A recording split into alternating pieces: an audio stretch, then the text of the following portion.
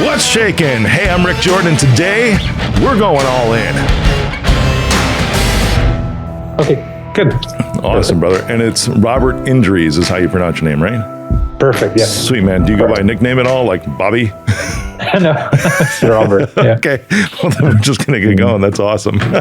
Well, awesome, Robert Indries. Welcome, my man. That was great. You know, I don't know, but I don't think Bobby fits you. You know, now that I'm thinking about it. No, me neither. It's I never knew how they got to Bob, from Robert. It's like, okay, well, whatever. But no. For sure. I look at Robert F. Kennedy, and he goes by Bobby here and there. People will call him Bobby, affectionately and everything. Like I said before, you're a happy guy. Maybe try it on for size here and there. I don't know. See how your wife likes it. Well, I mean, she also prefers Robert, and I have, for example, friends that are Anthony, and I would never call them Tony. It's like Anthony just sounds so much better. It's like phonetically, and so I'm with you. I just do that. Or Richard. I would never call them Dick. It's like Richard. It's like that's funny you say that. Yeah, my full name is Richard, and I go by Rick. It's always Rick. My son, Rick is fine. Yeah, exactly. My son is Richard, and it's always Richard. Because to your point, he just has always looked like a Richard right from when he was born. It's like, that's his name. There's nothing else to call him. Yeah, man. But I'm excited to talk to you today because, I mean, there's something that we mentioned, Bobby Kennedy. And there's a lot in this year, especially in the U.S. and in the election that, and I'm not making a political statement on this at all. I'm just relaying facts that I've read because, it was a landslide, dude. And we're not going to talk about the reasons behind the two candidates, but the biggest thing was the economic situation of the country. In exit polls that I saw, that opinions have been out there that the biggest reason that the Democrats lost is because they were out of touch with the fact. I think I saw one percentage on exit polls where 86% of voters, as they were exiting the polls, were saying that the primary decision factor for them in either direction was that they felt worse off financially in 2024 than they did 4 years ago. 86%. So that's really like 1 or 2 out of every 10 people actually was like, hey, I'm doing okay with money. And here's you who has thriving businesses, plural. And I know what that takes, man. I know what it takes to have a thriving business and take it public. Some people think like it's this crazy feat, but it's just having the right structures and strategies in place. But for you to have multiple active 7-figure businesses that continue to grow throughout the last 4 years is both impressive. And it's also what I'd love to dive into today and make it applicable to anybody. Because, even businesses, I know I'm framing this up today, but for everybody listening, it's like, this is where I want to go because it means a lot to me for people to succeed in life. Whether that's growing business or businesses or advancing your career to be able to enhance your livelihood. Either one, man. I bet you what you're going to talk about can apply to both. Am I right? Yeah, 100%. Sweet, brother. Well, so give me like a picture like 2019. Where were you 2019? Sure. And then what took place over the 4 years? Well, in 2019, I mean, we've been growing for 12 years now. So this isn't new, right? So my first company was 12 years ago. And every single year. Yeah. It sucks to get started, right? Well, the first 3 years I didn't make money. So let's start there, right? It was 3 years. I lost all of my life savings. I went into debt. It was not fun at all. What does that mean to you? Because there's a lot of... I get a feeling like you're actually saying what you really mean, because there's a lot of people that have that story that pick it up. That's not you. I can tell that from how you're talking. Like, I didn't make money. I lost everything. It's like, well, how did you buy fucking groceries then? And that's why a lot of people say that. Yeah. So you really mean it, dude. Yeah. I was at the point where I could eat one Subway per day for the rest of the month, and that's it. Like, if I figured out if I eat more than one Subway, it was like $2-3 whatever. So I basically had like less than $100 to my name. And so if I wouldn't have figured something out in that 30 days, I would have literally starved, and I was on the other side of the planet. So all of my family and friends are in Europe, and at the time I was in Mexico or somewhere else, and very, very difficult. Very difficult. That's an interesting choice too. Yeah. Don't mind me stopping you, because there's a lot of, dude, even in this, there's so much to unpack in what you're saying. For real, because, you know, I hear people, as I'm sure you do, that say, oh, you know, things are really, really tight. And, you know, I try to stay fit. It's intentional for me. You know, I try to eat well, even though I have cookies and burgers here and there, you know, but still, when you're talking like one Subway sandwich, man, like that's it. That's what I always think of when it comes to financial struggle. It's like people that tell me that they've been struggling and they've had, you know, quote unquote, $100 to their name for the last 6 months. I'm like, but you're still overweight. How the hell are you overweight if you have such restricted finances? Because to your point, it's like whether it's a Subway sandwich or it's ramen noodles 3 times a day, which is about the same cost, you know, or oats or whatever. Exactly. You know, you still should be not large, you know, and I'm not saying anything around that, but that's like a priority thing. It's like, and I'm hitting hard, dude. I was doing this in a show yesterday too. It's like, what's the priority in your life? Is it surviving, or is it still like eating away your sorrows or drinking away your sorrows? You know, that's the reality that you have to face. So dude, one Subway sandwich a day, like literally, that's what it was. Now that you're saying it, I think at that time I weighed around 130 or 140 pounds. Something. I was 60 kilograms, you know, like I was thin. Like I would literally just eat one sandwich a day. Right on, bro. Which is what I would expect, for somebody in those types of financial difficulties. Exactly. Yeah, you're right. I didn't even think of that, but yes, I was very thin. I remember the scale even now. I thought it's a good thing. You know, I could see my 6-pack, you know, I was happy. You know? You were like, well, this is good. You know, like probably not the best way to choose to eat less, but it's no choice. Yeah. So I was there because I had a philosophy about money that was wrong, and about my career in general. So I believed, because I read a lot of, you know, Tony Robbins, you know, and things like that. So like a lot of people pumping me up. Man. Yeah. And so I took the decision that that's good stuff to dive into. Yeah. The only issue is that I misread it. I misinterpreted it, you know, when I was younger.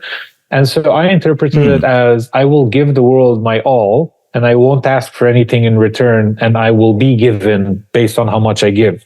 Oh, wow. And that in business does not work that way. So we would do projects and we would do amazing work, you know, and I would tell people, well, whatever you think it's worth, you know, just pay me that. And it was not working. It really wasn't working. And so I realized that it wasn't going anywhere. And the point of change for me was that before I left Europe, I would always do a tour of my relatives, because I would be gone for like half a year or more, whatever, you know, I would be traveling. And so I would do a tour, and I visited my grandmother, and she was already very old and ill. And so she said that, Robert, I really hope that, you know, by the time you're back, I won't be here anymore, right? Because she didn't like her life anymore, right? Like she was just bedridden for the most time. A lot of regrets. So, I get you. Yeah. And so she was in that state. And then I basically had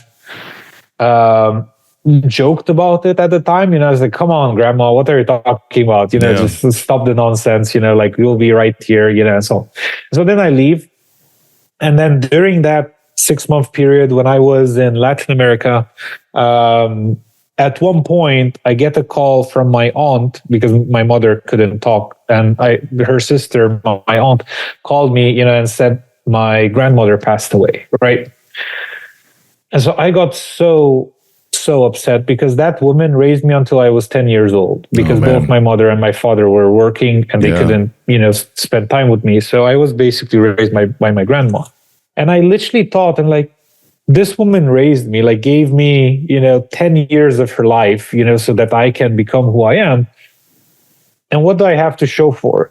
You know, I'm bankrupt, you know, I'm starving, and I'm in the middle of nowhere, you know, and so on. It was a very low moment, because I felt that I really let her down, right? Like she invested so much love and time and energy and you know, education and so on. Dude, it's good to have that outside pressure. it's good. I would have preferred it some other way. Well, I bet, yeah. I mean, I don't think anybody would yeah. want that type of outside pressure, Yeah. but I can't remember what I was reading the other day, but it was like two things and that actually truly can cause change. And one of them is outside pressure. Like it's one of the only two ways to actually force a change. Otherwise, the other was intentional action. You know, it's either intentional action or outside pressure. Those are the only two things that cause change. Yeah. So yeah, I mean, I'm sure you would have rather have had something different, beyond that, man. But that's cool that even in that, she still served an amazing purpose in your life. She did. She did. I at that point, I cried for 3 days. Like I was uncontrollable. I was so upset, so down. But I said that I will never again work for free other than if it's intentional pro bono work or volunteering or whatever. But as long as it's a project that you're a business and you need technology or you need marketing or whatever you need to pay for it in advance every single time, and only then do I work too, because that's I mean, it's an issue of you're not the first one that I've ever heard of this too. And dude, I suffer from it sometimes too, man, is that I'll give and give, but I won't ask for a fair exchange. Yeah. And I mean, some of it's generosity, but then others, it has to do with understanding your own value that you provide, your own self-worth. Yeah. And so I dealt with that. And when I made that decision, the first month I made around whatever, $100 something. It's more profit. Subway. Then, I had enough to eat for another month, then for sure. The month after that, I made like 500. The month after that, I made like 750 or whatever, close to 1,000. Then I made 1,000 something. So long story short, exactly 1 year to that day, when my grandma passed, 1 year later, I was making 17,000 grand in profit, right? 17,000, in profit. So just in 1 year. In 1 year. In 1 year. I went from almost zero to, basically almost a $250,000 business, right? Outside pressure sucks, but it does the job, doesn't it, dude? It did. For me, it did. It really changed my optics on, asking for money and so on, and cash flow and everything around that. And it just skyrocketed from there. So we went from 17 grand a year. Next year at that time, I think we had like 60 something. The year after that, we had over 100 a month, and so on. And so it just kept growing and growing and growing. And I kept adding businesses as time went on. So on average, I added one business per year to my portfolio. And all of it is with intention. So I had 11 businesses until now. And then basically I had, let's say, 3 good luck exits, so because like exits are not easy, to have a good exit to a strategic buyer that gets the value and actually can maximize the value of what you've created. That's not easy. And so we have had 3 of those exits, a little under 20 million in total deal value. Nice, man. Nice. Thank you. This is just in 10-ish years, right? 12 years. Yeah. 12 years. That's it. Yeah, exactly. It does take time. I think there's a misconception too that, it'll take 12 months rather than 12 years to do these kinds of things. No. But this is the thing though, man. I want to, I wish I could just high five you and hug you right now because you're being vulnerable first, which, dude, I so appreciate, and being so transparent. And the second is that you are really hitting the nail on the head in that, people try to overestimate what they can accomplish, in such a short period of time, but then also underestimate at the same time, because they'll have these fantasies of all of a sudden I'm going to have $1 million business in a year, which is possible in some areas. But the reality is more like what you walk through, to where in just a year's time, and this is the important part, dude, that I think is probably going to be the most important thing of this episode today. In just a year's time, you went from being 130 pounds, having a 6-pack for the wrong reasons, right? Spending only having $100 to your name to buy Subway once a day for a month, to having $17,000 in profit on a monthly basis in just 12 months. That's it. And that's because of outside pressure and because you responded to it in the appropriate way. So like I said, dude, high fives and hugs. all the way around, Thank man. you. That's awesome. Thank you. Yeah. It's something that people go through, as you said, either intentionally or forcibly, or whatever the word is, right? Yeah, And yeah. in my case, it was force, because I didn't want to change. I wanted to believe my belief system at the time, right? I wanted to believe that I can just do good and be good and good things will happen to me. But then I learned the lesson that I need to ask for money for, whatever it is I do. A fair and exchange, exactly. Ask for what it's you're a fair worth. exchange, yeah, exactly. Like truly worth, not what other people might have told you when you were a kid that you're worth, right? Yeah. But truly what you're worth, and you can gauge things on the outside, dude. That's awesome. Can I ask, almost like, well, it's personal and selfish reasons here, right? So you continued to add these businesses over the course of 12 years to where you got up to 11. I caught what you said there. How were you able to structure those? Because I mean, most people be like, "Holy hell, 11 businesses," Whereas like I'm focused on just one, producing the revenue of your 11 and some, versus. But it's intriguing to me from a scalability perspective. How are you able to do all of those? And what was your involvement in those? Did you put the people in charge and play? Just give me a quick framework that you went off of. So I actually explained all of the framework in the book Unshackled. Cool. We've launched the book earlier this year. I written like 300 something pages or whatever it is. Well, then everybody needs to go buy it, and I will too. Yeah, man, Unshackled. I'm assuming available everywhere, Amazon, all of that. Yeah. Everywhere. Yeah, we can get it. Barnes and Noble.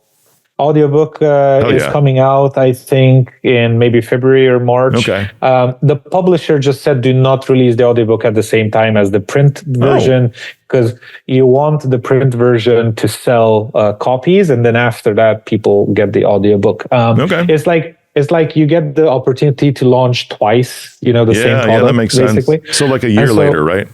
Roughly, 6 months minimum. They said minimum, give it at least 6 months the launch of the book to the launch of the audiobook. I wanted to launch the audiobook because I honestly listen to most of the stuff that I read, right? That's what I was asking, I just search for audiobook versions, and when they don't have it, they're like, oh, okay, fine, I'll get the book. But I do get the book, so I did get them. I get the book, and then I read the chapters that interest me, and then later I get the audiobook. So it's perfectly logical business decision. Yeah, right on. And so they're the specialist. I just went with the publisher. We have a great New York publisher, right, that we're working with, fastest growing publisher in the US. That's cool. So we really liked it. And then it was very cool because we gave the manuscript to some high up people because we really wanted to get their feedback on the book and on what we talk about. And we were blown away by the responses. So we got full responses from, imagine, the former president of Warner Brothers International. Oh, wow. We got one of the sharks from Shark Tank, Kevin Harrington, one of the originals. He's a very good friend of mine. Yeah. Oh, nice. So he gave us an endorsement. We got, who else? The founder of Uggs Boots, Brian Smith, I believe. Founder of Priceline, Jeff Hoffman, like so many people. Yeah, Jeff's a good guy too. Yep. Yeah. They're like, this is amazing. I love this part about the book and so on. It's like so cool. Like we got like 20 something endorsements. So we put most of them on the book. And it was very nice. I really enjoyed the process. And I've written it with my co-author, Aaron. Everything I do in partnership. I never work well alone for some reason. I don't like it. I don't like working alone. I thrive in community, and I'm always the support person. And I think this is how I could get to these many businesses. I like to think I don't have any ego in anything I do. So I don't need to be the face or, the anything. I don't need to be anything. I just want to support the people, that I work with. And I think that has helped me tremendously. Even like I was born in the era of video games. Yeah. And we played a lot of multiplayer games with my friends. Same, dude. All the way back to GoldenEye. Yep. With Nintendo 64. Yep.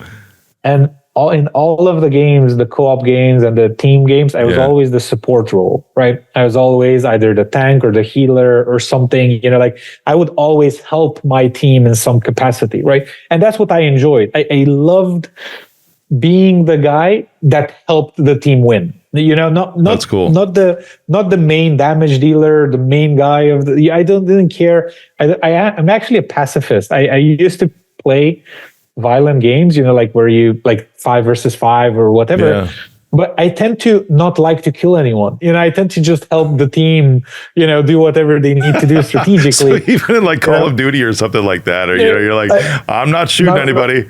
No problem. I'll go grab you some extra health or some extra ammo or something, dude. Not shooting. So, it's weird. It's weird. Yeah. Mario Kart? Nope. I will block for you, but I will not throw that red shell. That's great. I like it, and I was always that type of person. I really enjoy it. And whenever we had those type of events, whether that's in games or that's in reality, I thrive on seeing people be incredibly happy with what we have accomplished. Yeah, man. And that at the end of the day, that's so rewarding for me. Even if like you would play a game or you would do something in real life and you lost, but you enjoyed the product, like you learned this, and hey, let's do this next time. You try and do this, you try and do that. We will give each other feedback. That's so cool, right? Like when you can do that, because in business you lose 90% of the time. You lose. It's just you can't win, and people think that we had these businesses and we had these exits and we made millions, and they think like it's win, win, win, win, win. But the reality is that you lost so many times, right? Like you lost, for example, bad hiring decisions. How much time, money, energy lost on hundreds of bad hiring decisions that I've made over the years. Man. I mean, I consume a lot of content too, and something that really resonated with me the other day was, someone posting around. It's like, to make my first 100,000, I lost my first 10. To make my first million, I lost 100,000. To make my first 10 million, I lost $1 million. Yeah, exactly. It's insane, but that's how it is. That's they phrase it as losing. And I would say it's more testing. Like investing, right? It's investing in the failures in order to have the wins. That's so important, man. Yeah. The only thing is that there's a concept of fail quickly, fail fast, fail often, whatever, like these things around failing. And people wear this shield of I'm failing more than you are, so I will win eventually. Not true. You can literally fail for the rest of your life and never make it. So please be very careful with that's the key point, brother. I'm laughing because it's so true, but that's it's almost like there's a glorification of failure. Yeah, very similar to how there's a glorification of hustle culture or grind culture. It's like, that's great. It's essential to learn the lessons. But I think that's the difference, because if you're failing and you continue to fail, you could, like that, dude, you could fail the rest of your life, like you're saying, and never make it because you're not taking the lessons from those failures. 100%. I just read a community post from, I think it was Alex Ramosi or something, like a picture from like 10, 20 years ago, whatever, before anyone knew him. And he spent $3,000, and back then $3,000 was a lot of money. Even now it's like significant, but back then, dollars had worth, because that was like 10, 20 years, probably when he was starting his first gym. Before all of that. Wow. Right? Okay. Yeah. He invested in an ads course or some Google or Facebook or something ads course, right? It was $3,000, right? And everyone was telling you, waste of money and so on and so forth, right? Now he creates some of the most effective funnels on the internet, right? For selling whatever his stuff is. Yep. That's basically what he sells with his franchise, right? The funnel that just churns money, for whatever it is you bought from him. So that's what he does. And, he invested that, and I'm sure his first campaigns sucked. I'm sure they were horrible, but he learned how to create ad campaigns and landing pages and everything. And then with those lessons, then let's say he lost $500 and then he lost another $500, but then the second loss maybe generated a lead, right? But it was $500 a lead, but it was still a lead. And then the second $500 maybe got him 3 leads or 4 leads, whatever, right? And so that's what's most important, that you keep evolving. As long as you keep evolving and your results are better and better and better every week or every month, it depends how ambitious you are, how often you want to grow, then you can basically script your future, right? It's what, I can't remember if Stephen Covey said it or the other guy, but they said, Maybe Peter the other Drucker, guy. probably. Peter Drucker said that the best way to foresee the future is to create it. So you're literally creating it bit by bit by putting in place everything you need so that your vision becomes a reality. So let's say your vision is to have an amazing restaurant. Okay, well, what are some of the things you need to know how to do? You need to know how to talk with vendors, how to get good prices, good offers for your fresh food. You need to know how to cook, right? Because if you don't know, right? How are you going to give feedback to the chef? How are you going to know if, like, whatever? Like, you need to know some basics, right? You need to know some form of marketing, some form of whatever. Like, you need to learn these things. You take those lessons, you do all of that, maybe whilst you're a chef or whilst you're a waiter or whilst you're doing something else, right? So you don't starve on $2 a day like I have. And then you keep learning those lessons from within, and you don't know what the future will hold. Maybe the business, like maybe the restaurateur that you're working for, maybe they'll say, hey, I really like you. I would like you to go to the city and open a restaurant for me there. And then you really get the experience of owning your restaurant and doing everything right and so on. And you might get to keep 70% of that and the other guy keeps 30, right? Like, because you might negotiate or whatever, 50-50 doesn't matter. But if you're very good, you can then open another city. And if you don't have any ego, and there's another quote that says, so many more things would get done if no one would care who gets the credit, right? And so if you don't care about the name, or maybe you work on it with that guy, maybe you will own that chain one day, right? Like, you can literally buy the other guy out, and you wouldn't be unique in that. This has happened so many times when an employee just grows to director, VP, president level, and then buys out and then takes it from there. So it's very cool, and I think a lot of amazing things can happen if you learn your lessons, as you said earlier, and then implement those so that you just keep evolving and get closer and closer to your vision. Yeah, that's it, man. I love that you got on a roll there. If I can circle back as we close this out, because I was asking, your book sounds phenomenal. I'm definitely getting it. I think everybody should. Unshackled, right? Yeah, the 7 levels of business excellence. That's incredible. Yeah, can you give us like a quick overview? You don't have to give us everything, because I want everybody to buy your book. But just according to my questions, like, what was the way that you were able to establish all of these businesses and have them be successful? Just a summary. Sure. So the very first, most important thing is that you always need to go back to basics, because if you have your basics covered, you will always win. Cover your fundamentals, cover your basics, and you'll always win. So some of the basics are, for example, start with the end in mind. Never start a project, a business, anything without knowing exactly where you're going, right? So even if you're making a hiring decision, you need to envision exactly how that role is going to look like. How are they going to succeed? What does a day in their life look like? What does amazing performance look like? Like, you need to envision everything about what it is that you want to do. If it's a restaurant, how is it going to look? How are people going to be treated? All of that you describe. And we explain in the book how to do that. So that's one principle. The other principle is the principle of validation. You need to validate all of your assumptions, because the thing that costs most money, time, capital, and lives, because lives are measured in dreams. If you don't achieve your dream, it's a wasted life to a certain extent, right? For sure. You're not doing what you wanted to do. So one of the things that wastes lives is the lack of validation. Like, we talk about this. We have the 7 levels. The first level is level 0, right? So are you talking about your own validation, or you validating somebody else? The validation of the product or the idea or the business. I got or the you. Service so or the whatever, reason why what you're doing matters. No. The validation is at the core of making sure you actually have a market for what you want to do. So, for example, if you want to sell marketing, and devise the product, and then before you create the business, before you do anything, try and sell it to at least one, two, three people. Yeah, exactly. Right? Yep.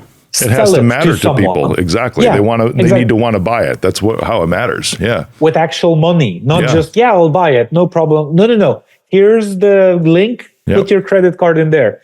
And I'll do it tomorrow. Fine, I'll check up tomorrow to see if you have, right? And so you have to collect on that before you do anything. If you don't validate, like I had an M&A person, they are a seller side person, and I have some businesses for sale, and they literally asked me about validation, which I thought is amazing. I immediately resonated with them.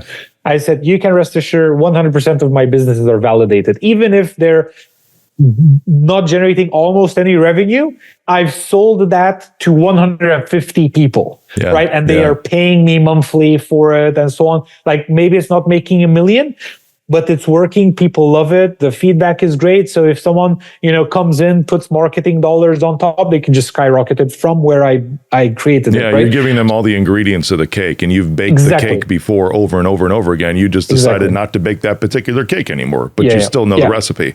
Yeah, exactly. Yeah. So this year I became a father, right? So I'm readjusting my priorities and my time and so on. So I said, let me see if I can sell a few of my businesses. So I reduced the amount of time I spent per week.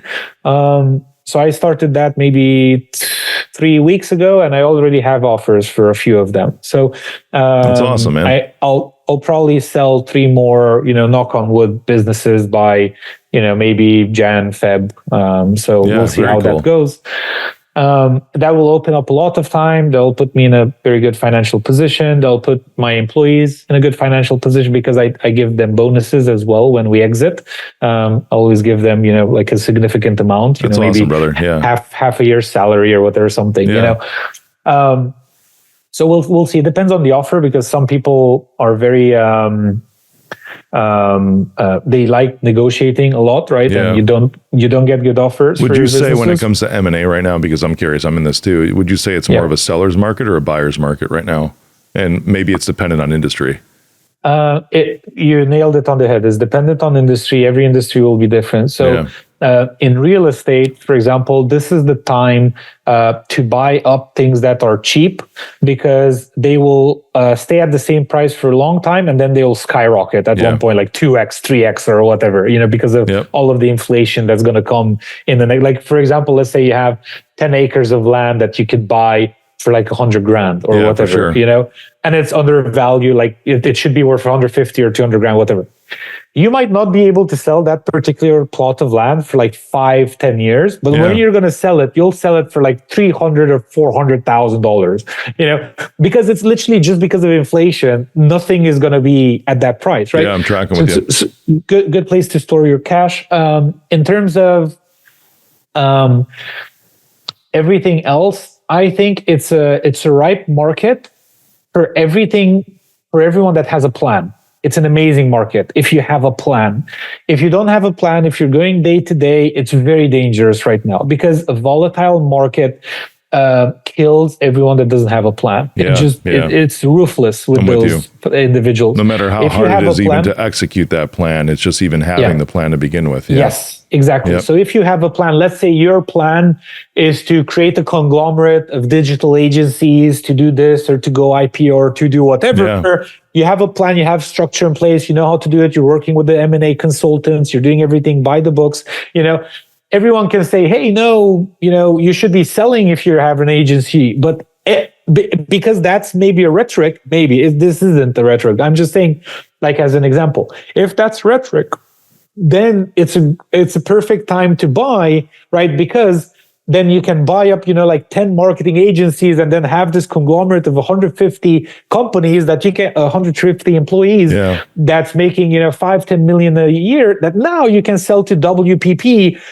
for whatever, 20 million. And maybe you spent 5 million in buying them, And so if you have a plan and you tick all of the boxes, you validate, as we explained in the book, everything is explained in the book, step by step. then it's a good place to either buy or sell. So in my case, the reason why I want to sell some of these businesses is to get some of my time back so that I can then focus on other parts. Oh, for sure. Because Yeah. I realize that I function best when I have time to think.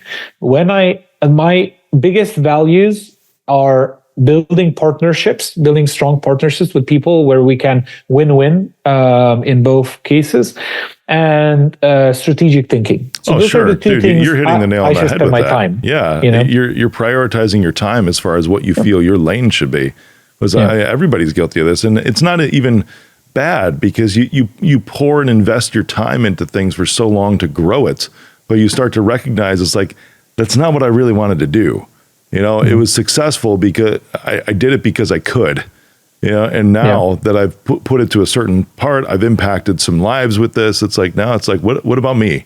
You know, so let's get back to my side of this to be able to figure out, because it's important, man, because it's not even a selfless or a self-centered thing. When regroup is a bad word. I think it'd be more like realign. Would be a better word. Realign. Yeah. To be like, what's serving me? Maybe that was good 5 years ago, but now it's a realignment. What's going to work for me for the next 5 years? What's going to be in alignment with my life and my priorities, my dreams for the next 5 years? Yeah. 100%. And I really like people that, I like all people in general, but I resonate most with other people that plan and strategize. So people look at acquisitions and exits and so on and so forth like it's a thing that just happened.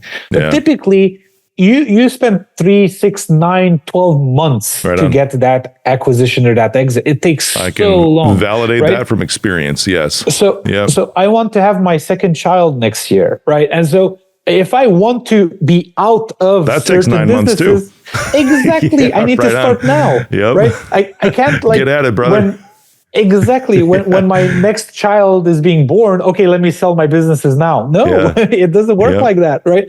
You need time, and people do their due diligence, and they ask for P&Ls, and they ask for testimonials, and they ask for this, and you have to sign NDAs, and you have to be careful how much information do you give them without it being detrimental to your business, because they own 10 other businesses like yours, so you need to be careful.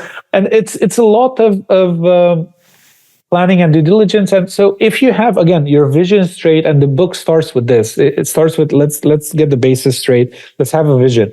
My vision for the next, let's say 10 years is that we have a family of 4 children, right? God willing, everything goes well.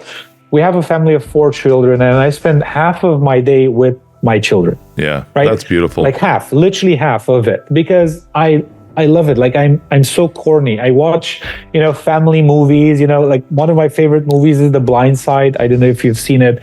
Amazing story.